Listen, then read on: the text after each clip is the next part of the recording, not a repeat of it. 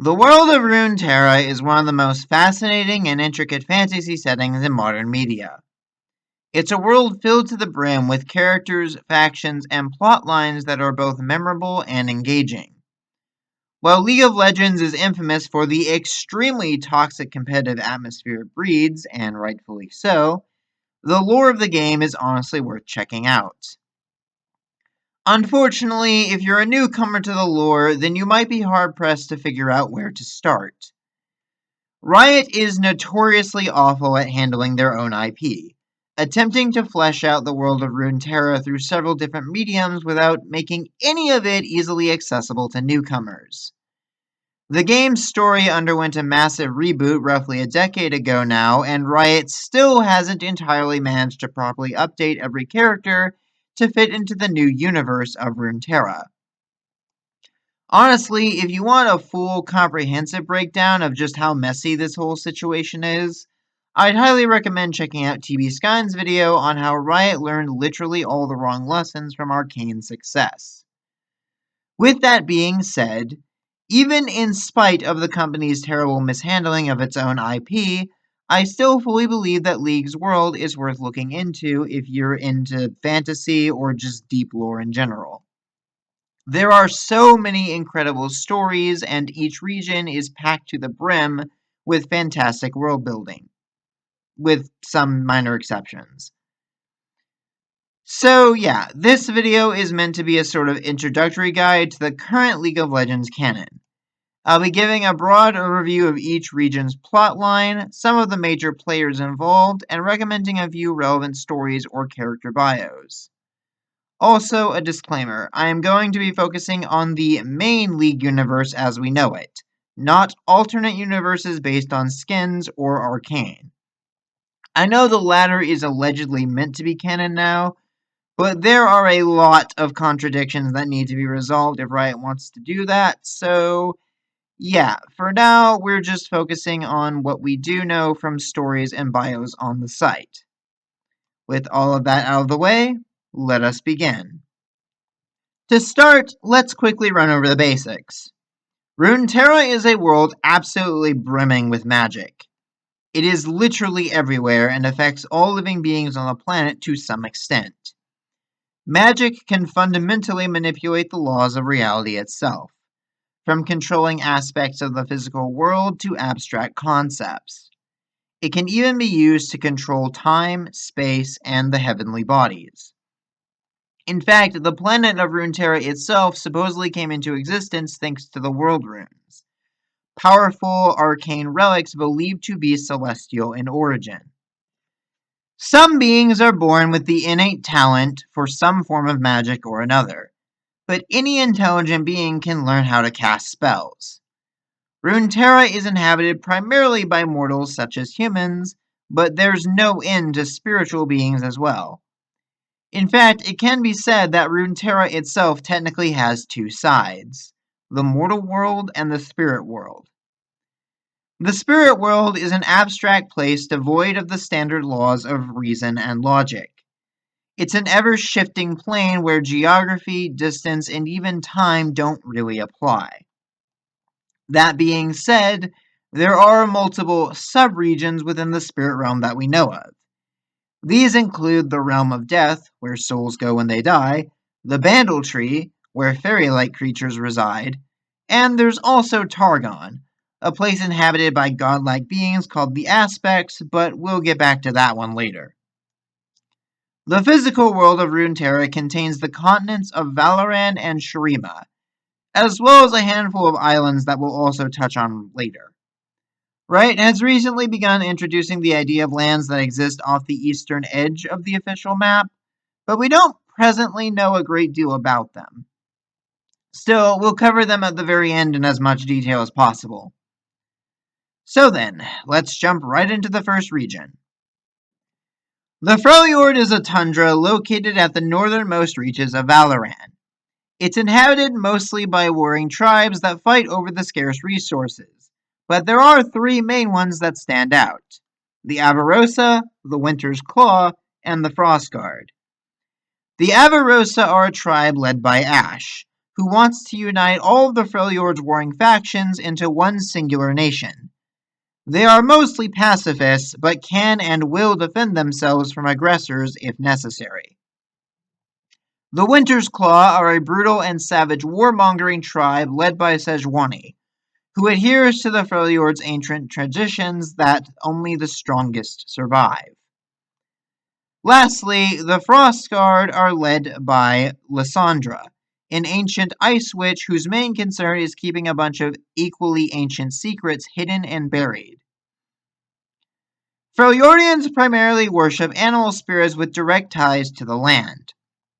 The most prominent of these spirits are the storm god Volibear, the fire god Ornn, and the ice goddess Anivia. Volibear and Ornn have a deep-seated and bitter hatred for each other, but Anivia is mostly just concerned with protecting the Freljord from outsiders that want to disrupt it. Also, there's this stuff in the Freljord called True Ice, which is basically magical ice that allegedly never melts and is stronger than steel. However, only natural-born ice mages, called Iceborn, can actually wield the stuff without instantly dying of frostbite. It's mostly used for crafting weapons and armor, but some people use it to chill their drinks. Somehow. Last thing of note is that there's this place in the Freljord called the Howling Abyss, where a bunch of Lovecraftian horrors from an Eldritch Hell dimension are trapped, but we'll get back to them later. Notable Freljord stories include the Ash comic, Silence for the Damned, The Dream Thief, and The Eye in the Abyss. Deasia is an isolationist kingdom that centers nearly its entire existence around petricite, a special material that can absorb magical energy. Deasia was founded long ago when a bunch of idiots tried waging war using the world runes and nearly destroyed the entire continent. The result of this is a culture that fundamentally fears magic and does everything in its power to repress it. Natural-born mages are either locked up, banished, or executed just for existing, and arcane knowledge is seen as blasphemous. Deasia is ruled by a monarchy founded by the Light Shield bloodline. Its current king is Jarvan IV, who inherited the position after his father was assassinated.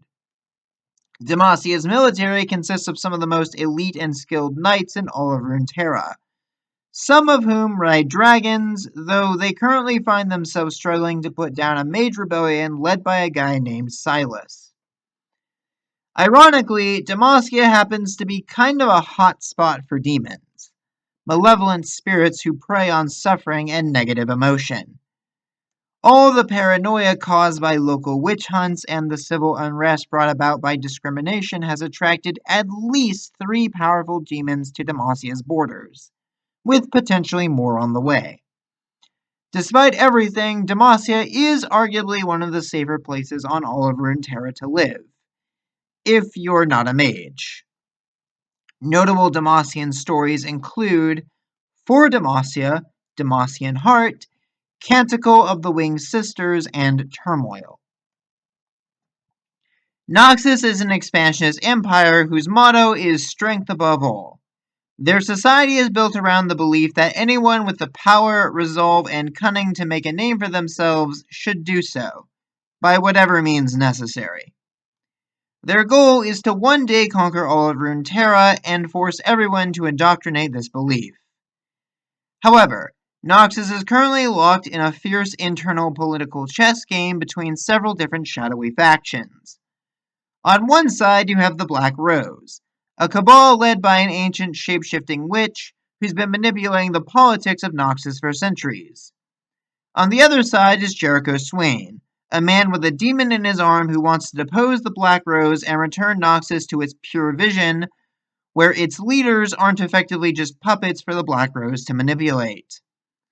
Somewhere between them, you've got a death cult devoted to resurrecting Mordekaiser, an ancient undead warlord who actually built the fortress that Noxus's capital is based around before he got sealed back in the realm of death.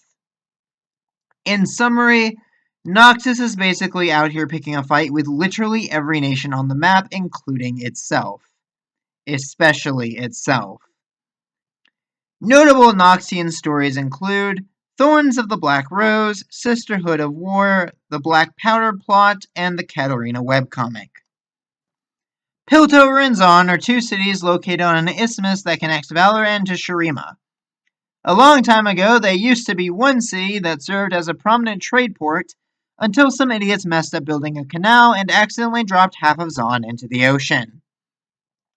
Sometime later, the city of Piltover was built on top of the remnants of Zon, effectively stacking one city on top of another. The result of this is a literal class divide between the upper city and lower city. Both revolve around scientific progress and innovation, but take wildly different approaches to it. Piltover runs primarily on hex tech, machinery fueled by magical crystals. Zon, meanwhile, operates mostly on chemtech, machinery fueled by nebulously defined chemicals. Both sides have their ups and downs, though they would both definitely be guilty of defying the Geneva Convention on multiple occasions if it existed on Runeterra. Piltover is run by a council of wealthy aristocrats hailing from several noble houses, while Zon is mostly run by chembarons, businessmen and women who accrue wealth by selling a variety of chemical substances, not all of which are legal.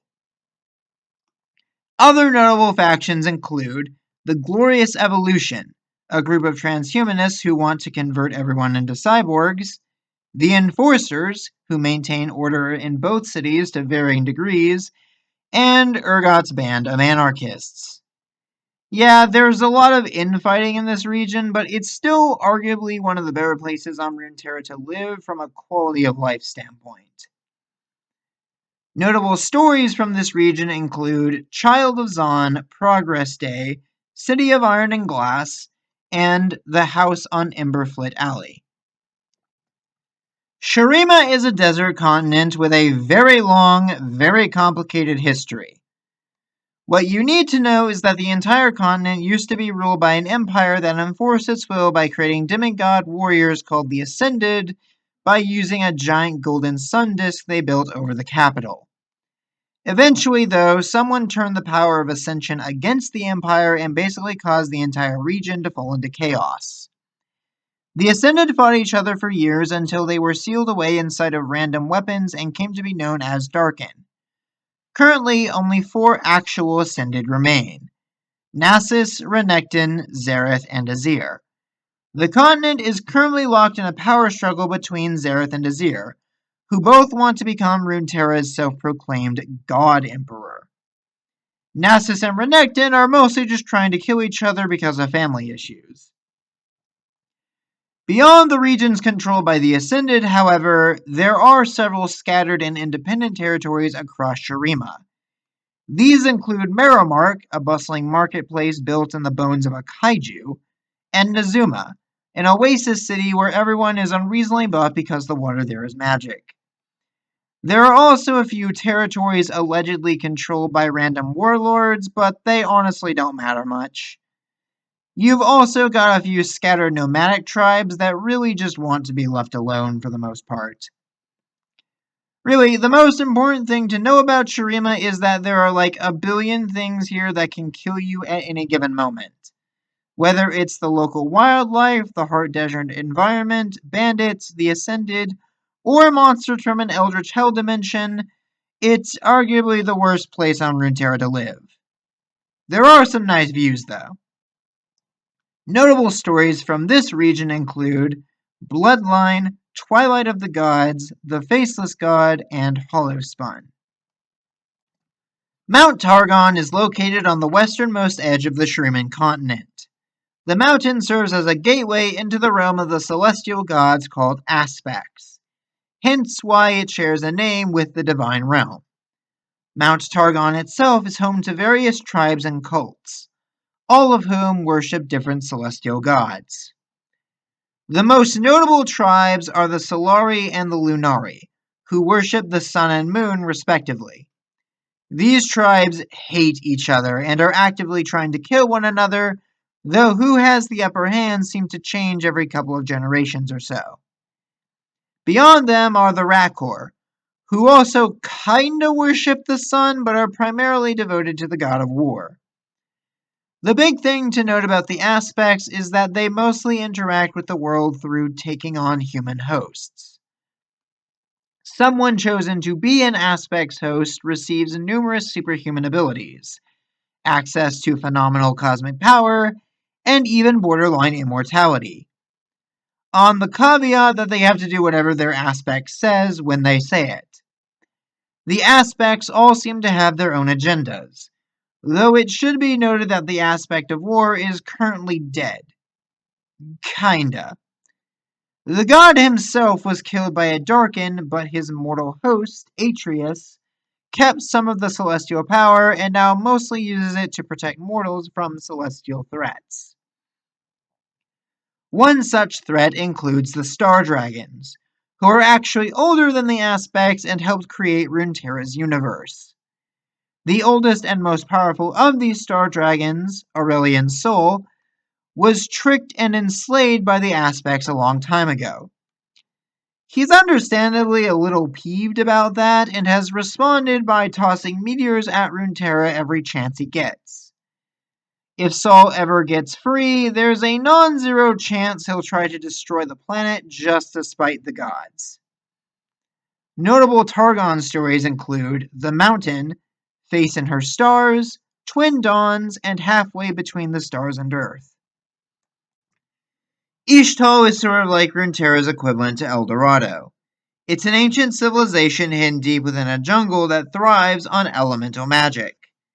Ishtal was founded when a race of magical talking scorpions taught humans how to wield said magic. In spite of that, Ishtal was conquered and subsumed into the Shariman Empire for a while until the empire fell apart. After that, Ishtal has mostly been practicing isolationism by using the elements to conceal themselves from the outside world. Because of that, most people straight up don't know that Ishtal even exists. Kiana, the youngest Ishtali princess, is currently trying to usurp the throne because she wants to end her land's isolationism in response to Piltovan machines cutting down the jungle for lumber. In truth, most champions from this region actually live outside of Ishtal and have nothing to do with its ongoing plotline, but Riot seems to slowly be trying to work them into it. Notable stories of Ishtal include the Axiomata, Fit to Rule, Human Blood, and Skarner's story. Bilgewater is a city of pirates, gangs, and cutthroats. It's a place founded by those seeking freedom from any sort of official government, though of course there are factions with varying degrees of control and influence. For many years, the strongest of these factions was ruled by a pirate lord named Gangplank, though he was overthrown by a woman called Sarah Fortune. Gangplank survived this coup, and the two are now locked in a bloody conflict for control of the city's throne. Bilgewater is built on the Serpent Isles, which are home to an indigenous people called the Buru. The Buru worship a deity called Nagakeboros, who they believe is the goddess of all life and motion. It should be noted that the lore is actually kind of vague about what Nagakeboros actually is, but this entity most certainly has some kind of power over souls. Like the gods of Targon, Nagakeboros primarily interacts with the world through a vessel called the Truth Bearer, though this person requires the use of an ancient artifact to properly wield the deity's power. The current Truth Bearer is a woman called Ilawi. Notable stories from this region include Burning Tides, Shadow and Fortune, Dead in the Water, and The Gambler's Woe. Ionia is referred to by some as the First Lands. This island nation sits on the border between the physical and spiritual realms, making it one of the most magically abundant regions on the map. The island itself is literally alive, and the people have a long-standing tradition of living in harmony with nature. That tradition, however, has been tested in recent years. Noxus keeps trying to invade and conquer Ionia, which has caused a good deal of harm to the land and divided its people. While Ionia has never had a singular leader beyond this kinda Buddha-like figure called Karma, the land is now split into various factions that either want to preserve local tradition or militarize in response to Noxus's repeated attempts at conquest. All the strife has caused a swell of demon activity on the island, which is primarily dealt with by a group called the Kinku Order. Unfortunately, the demon situation is likely only going to get worse unless the nation can truly come together again and heal from the aftermath of the invasion. Notable stories from this region include Confessions of a Broken Blade, The Bow and the Kunai, the Zed comic, and Perennial. The Shadow Isles are a realm shrouded in concentrated necromantic magic called the Black Mist. This place was actually once referred to as the Blessed Isles, and it existed as a hidden sanctuary for those who wanted to study magic. Unfortunately, a grieving king named Viego came here trying to find a way to resurrect his deceased queen Isolde, and, well, it went poorly to say the least. The Shadow Isles are inherently inhospitable to nearly all forms of life, and the Black Mist instantly corrupts and transforms the soul of anything dead it comes into contact with. While its curse is mostly concentrated around the Isles, there's a period of time known as the Harrowing in which the Black Mist is able to travel across the ocean and attack the living, carrying hordes of wraiths in the process. There was a semi-recent event where Viego, the Ruined King, had a whole battle against the Sentinels of Light, but well, that event was kind of a mess and it left a sour taste in everyone's mouth, so we won't get into it here. Not much really even changed as a result of it anyways.